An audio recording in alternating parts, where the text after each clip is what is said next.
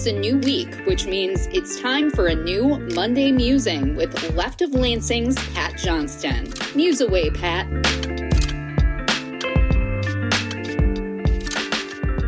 Here's the Monday Musing for June 22nd of 2026. In the Michigan Senate, where Democrats hold a majority, State Senator Erica Geist from Taylor introduced a bill that calls for the end of the practice where employers require their workers to check their emails, phones, and group text messages outside of their normal work hours. Of course, there are too many in the working class who give more of their lives to a company or a corporation when they are no longer being compensated for their work. And, of course, the management of these companies keeps tabs on who's a real team player and who's not coming in on Sundays to finish their TPS reports.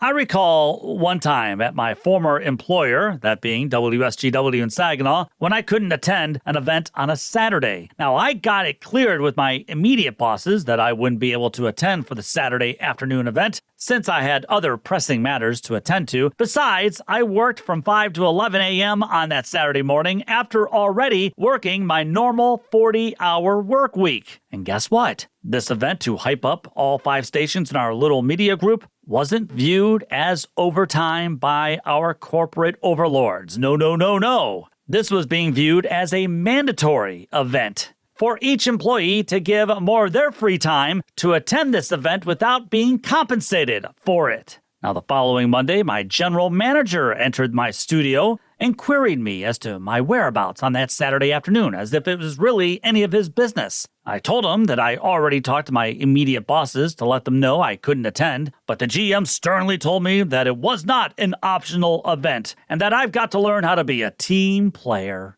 Now, here I was making around $12 an hour, working from 5 a.m. to 1 p.m., no lunch, 5 days a week. And then I used to host a Sunday morning show free of cost from 6 to noon. Hell, there were times when I worked all 7 days while being paid for 40 hours. Yet there I was, accused of not being a team player. Now, needless to say, the incentive to work at such a place kind of dropped considerably after that incident.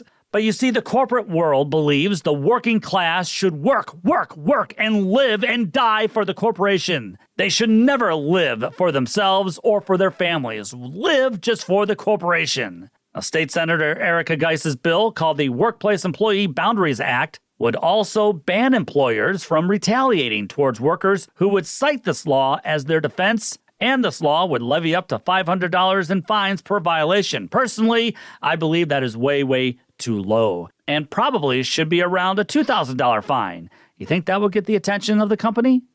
Senator Geist correctly notes that workers have a right to disconnect. Hell yes. But naturally, pro-corporate lobbyists, masked as small business advocates, claim the law would hurt employers with just a handful of workers. For instance, what if an order needed to be filled at the last minute, and management and a small business would need to get a hold of that employee who usually does the order? Well, fine. For that instance, perhaps the law could be amended in some way. But that doesn't mean we have to kill the overall law. Besides, that's not what this law is tackling. Once work is done, the obligation to work more for free can no longer be accepted nor tolerated in the state and in our society.